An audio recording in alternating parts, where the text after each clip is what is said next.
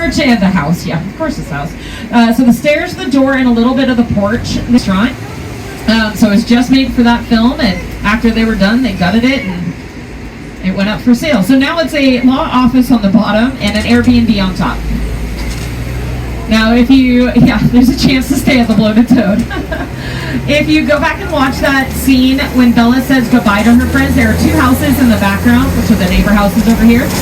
And it was said that at the time, one of the owners wanted to be in the film so bad. Right? So go back and watch, and we were told it's the gentleman, single gentleman that walks by with a very dark jacket on. And he's in it for all of half a second. On the right-hand side, you are the lucky winners of us running into some branches and bushes every now and then. So please watch your heads. This is the wrong type of Halloween event. You don't feel like chasing body parts around. On things. Now switching to Halloween Town, Benny the taxi driver picks up the children to go to Grandma Aggie's house, and the way that they filmed this was climbing the hill here to make it look like Grandma Aggie sits on top of the whole town. So Grandma Aggie's has a fantastic view of the bell clock tower, and she can see everything that's going on, but these houses aren't Grandma Aggie's house. And that's because they only filmed a little bit of the front yard, but mostly the street in front of their houses to make it seem like they're in front of Grandma Aggie's. Her house is actually located in Portland in the Eastmoreland neighborhood. So you can go find Grandma Aggie. Walking around the Spirit of Halloween Town, you were literally walking on the movie. For those of you on the right side of the trolley in the back, please do not reach out and grab any of the branches, and we will do our best to avoid any close encounters of the tree kind. As we go down the hill as well, there's a bush that we kind of come close to, so please just kind of lean in towards the center. Now keep an eye out at some of these houses around here. They've done really deer.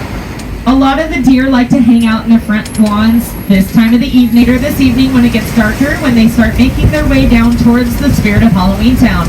That's right. They like to partake in the festivities as well, just in a slightly different way. We replace a good chunk of them, so it still looks good in the social media posts. Now all of the cornstalk, hay bales, and pumpkins do get donated back to the local farmers at the end of the season, so none of it goes to waste, which is pretty awesome. $1 million budget, way less than 20 to 30. And they also had a very short timeline to complete this project. They bought the script in the spring of 1998, and they aired it in the fall of 1998. Was not a long timeline to make a whole film. Well, once they found their director, he said, watch this, and filmed all of Halloween Town in just 24 days. Yeah, that's crazy. That is unheard of even in today's filming standards. They did have to film in the middle of summer, so a lot of the issues they ran into was, well, a pumpkin plaza area on the trees, a red and gold color to make it look like it's transitioning from summer to fall. But if you watch the end of that film, they pan out just a little too far on the pumpkin plaza, and you'll notice that they only painted the inside of the tree line, while the outside and the tops are still lusciously green. They tried. Alright, now we're arriving at Bella Swan's house. We're going to be able to get off the trolley, and you're going to walk up to go snap a photo. It is an active Airbnb. There's a family staying at it right now. And we've been told by previous renters, it's 1.5 years to almost 2 years of a wait to stay at the house this time of the year. So respectfully, Bella's house, just to snap some photos.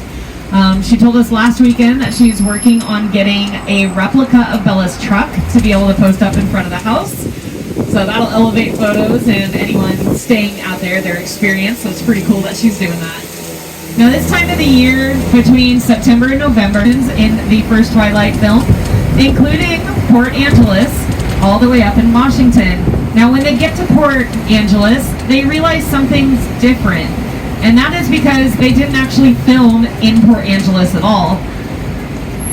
We are Port Angeles. So 100% of Port Angeles' scenes are done here in St. Helens. So not only the Bloated Toad restaurant, which we've already seen, we have the Petite Jolie, which is the prom dress shop that is across from the Pumpkin Plaza. But we also have the famous parking lot scene. So this is the scene where Edward swoops in with his car to save Bella from the bad guys. And that parking lot is right behind me.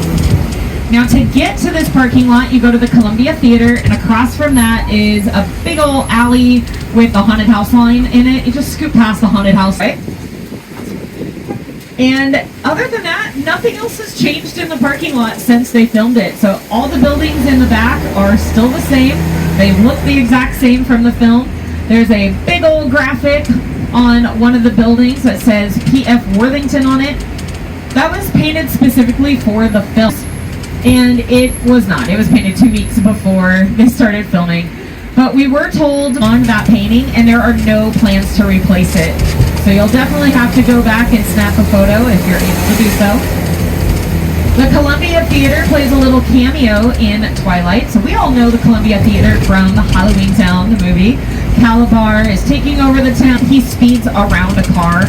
And right then the cameraman pulls out, and you can see all of the stores on First Street where all the vendors are. You can see all the stores on one side and the Columbia Theater on the other. I think it shows up for all of 3 seconds, but a nice little tie-in to St. Helens. And in Halloween Town, not only does the theater play itself, but it plays a second location in the film. So if you're staring at the Columbia Theater, there are 2 glass windows on either side, and this plays the Abominable Snowman's ice cream parlor. They had to do this with multiple businesses, as I'm sure a lot of you have seen. It's not very big down there, but they made it seem very large in the film because they filmed very close and tight, and they filmed at multiple angles, and a lot of the businesses were multiple types of businesses. They did a good job with that filming. So the crew. And because they had to film in the middle of summer, she made sure a lot of the extras even had water, which had air conditioning. So it was very motherly of her to take care of everyone. A lot of the teens and younger kids did not know who Debbie Reynolds was, and so she went around constantly introducing herself as Princess Leia's mom. There's a little bit of water there for them, and then they'll start making their way down. So if you all look out the right side of your trolley, you might be able to see. Oh yeah, right there. A couple of them. Yep. Mom and a couple of her babies. Yep, see, it's that time of the day. They're starting to make their way down for the pumpkins. Now, on the left side of the trolley is a little store called Jilly's at the bottom of the hill here, with a pink dress in the window.